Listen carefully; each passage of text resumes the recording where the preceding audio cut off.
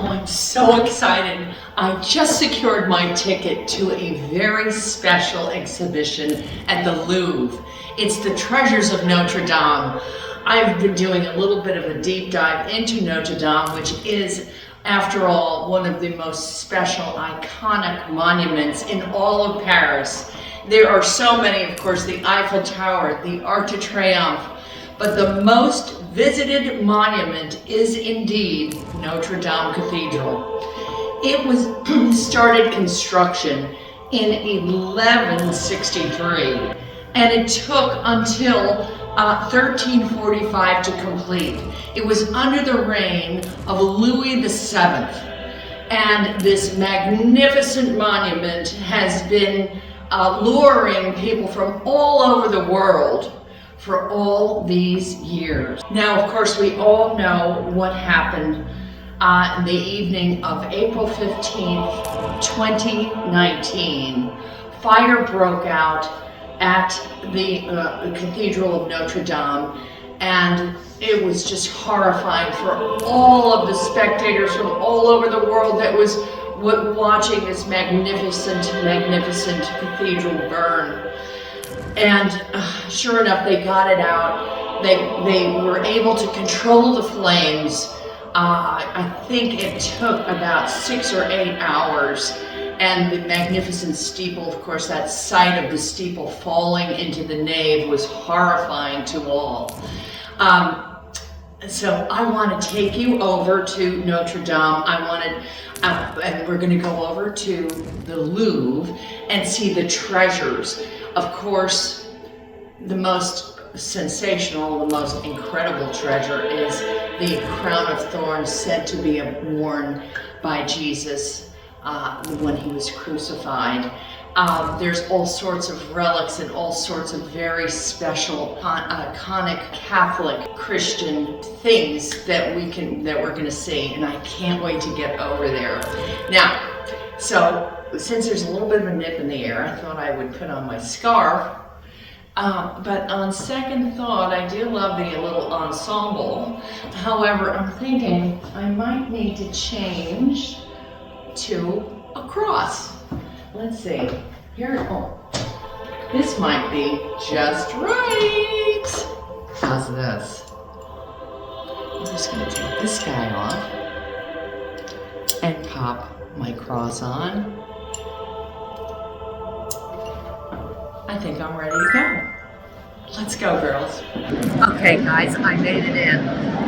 Yes, indeed. I'm right under the biggest pyramid here.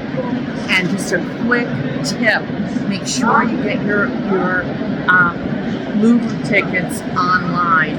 You really cut the line big time. The line out there is enormous. So make sure you get your tickets online. On display are some ancient texts that are so beautifully illustrated.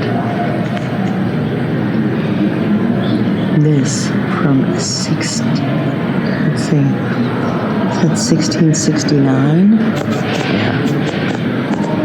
Wow.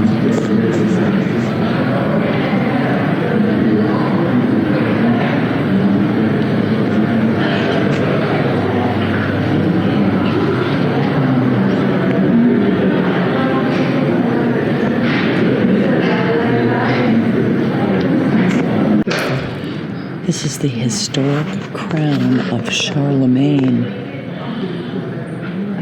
With all of those beautiful stones.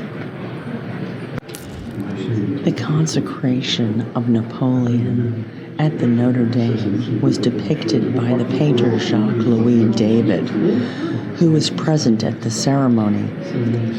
This masterwork is actually in the Louvre, and you see all of the fabulous crosses and objects that are here depicted in this painting are literally right across the hallway, right here, on display. Wow. Here she is, Notre Dame de Paris. And you can see all of the work that's going on. Hundreds and hundreds of people are in there right now working. It is truly a gigantic undertaking, one that they're referring back to the original plans of the building from the 1300s to make sure that it's put back into place exactly the same way. Look at those cranes up there. And I also learned that the timbers that they are using are century-year-old oak trees that, of course, must be from a certain size. And they're literally reconstructing the top of the Louvre, the flying buttresses in Normandy, to make sure that everything is just so, deconstructing them again and then having them shipped up the River Seine. So this is really a remarkable sight to behold. They've come a long, long way. The just putting up the scaffolding alone was monumental. And I did learn that there were three portions of this process, three processes to this undertaking.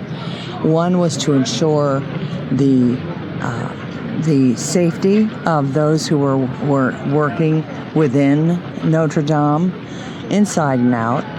And the second is the reconstruction, of course, well underway. And then, of course, the interiors, where they are hand painting and painstakingly cleaning every surface, as you can see right here.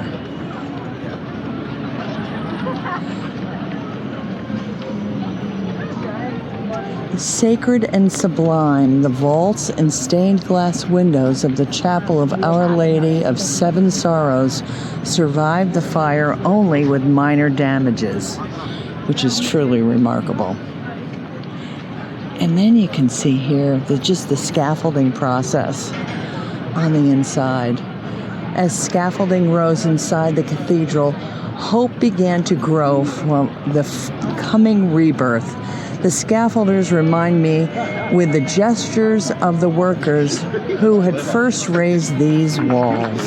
He had no idea. Amazing. Look at this picture. Now this goes all the way around and down the street. All of these magnificent pictures that were taken by a fellow by Thomas Van Houtreyer. Here's one, and it says here, miraculously, all the statues from the base of the spire were removed for restorations a few days before the fire struck in the cathedral. When he photographed this headless statue at the restoration workshop, I knew that it was uniquely charged with symbolism. When he designed Notre Dame Spire, Eugene Emmanuel Valette-Leduc put his own facial features on this statue of St. Thomas. Wow.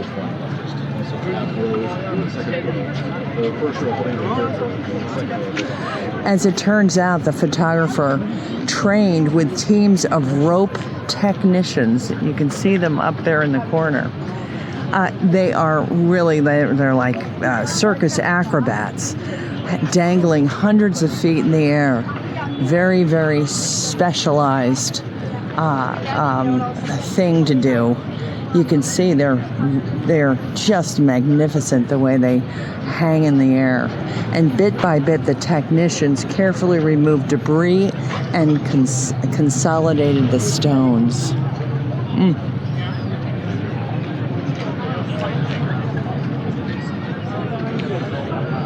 Wow.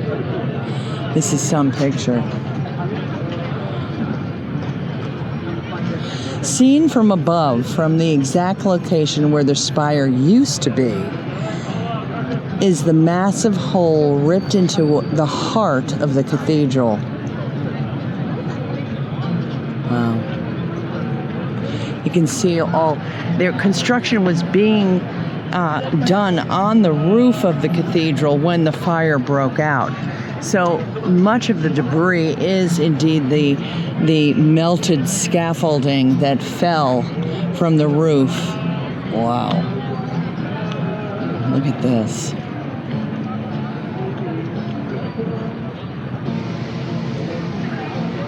Really something. Huh?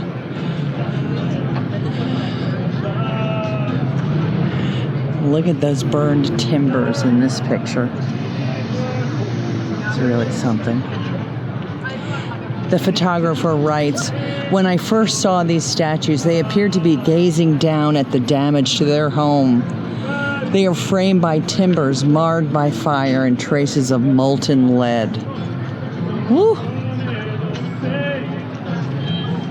Quite interestingly, I've just learned that it's actually right here in this spot that all cities all over France are measured by the distance from this spot to Toulouse, to Lyon, to Burgundy. Right here is ground zero.